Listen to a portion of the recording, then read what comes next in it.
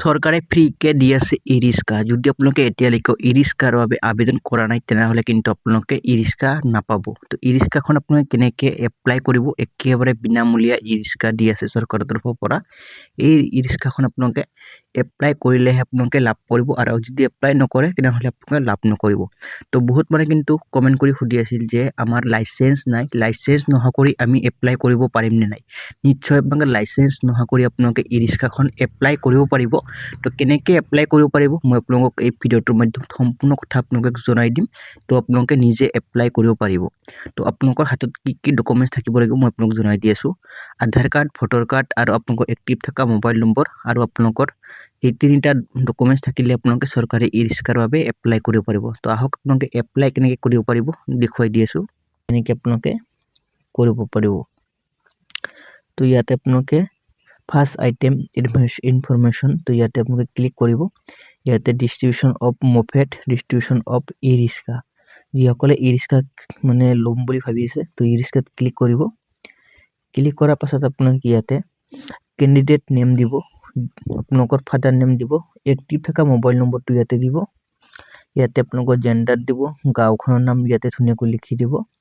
ইয়াতে আপোনালোকৰ post office, police station, district, state, district, area, pincode, আপোনালোকৰ ডেট অফ বাৰ্থ, আধাৰ কাৰ্ডৰ নম্বৰ।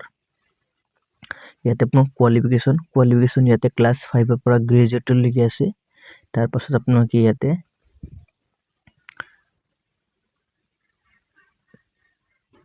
ৰিজনটো আপোনালোকে ইয়াতে যিটো আছে সেইটো আপোনালোকে চিলেক্ট কৰিব থাকিব দিব। তাৰপাছত আপোনালোকে ইয়াতে বেংগলী, হিন্দী, আদাৰ্ছ, তো ইয়াতে আপোনালোকে তিনিটা অপশ্যন পাব। তো আপোনালোকৰ যোনটো হয় সেইটো আপোনালোকে চিলেক্ট কৰিব। ইয়াতে আপোনালোকৰ ডেট অফ বাৰ্থ অনুসৰি আপোনালোকৰ বয়সটো ইয়াতে কেলকুলেশ্যন কৰি আহি যাব।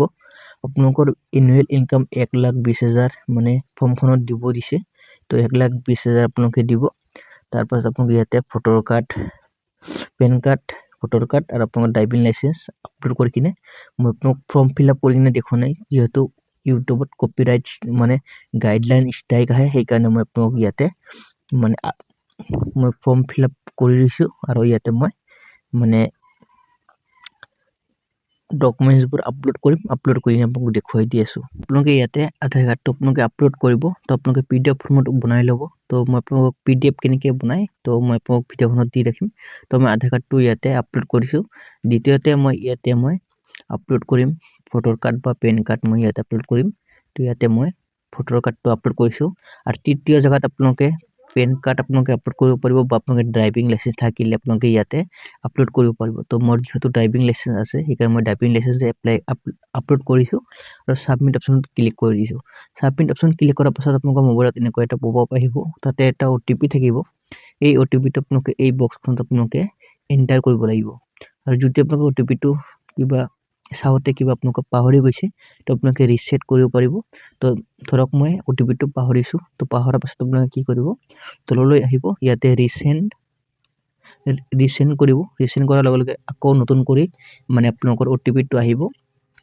OTPটো অহাৰ পাছত আপোনালোকে এই বক্সখনত আপোনাৰ OTPটো ইয়াতে এণ্টাৰ কৰিব লাগিব। তো ইয়াতে মই OTPটো এণ্টাৰ কৰি আছোঁ আপোনালোকৰ সন্মুখত 468510। তো ইয়াতে মই ভেৰিফাই অপশ্যনটোত ক্লিক কৰিব। তো আপোনালোকৰ ভেৰিফাই ছাকচেছফুলি ইয়াতে হৈ গৈছে।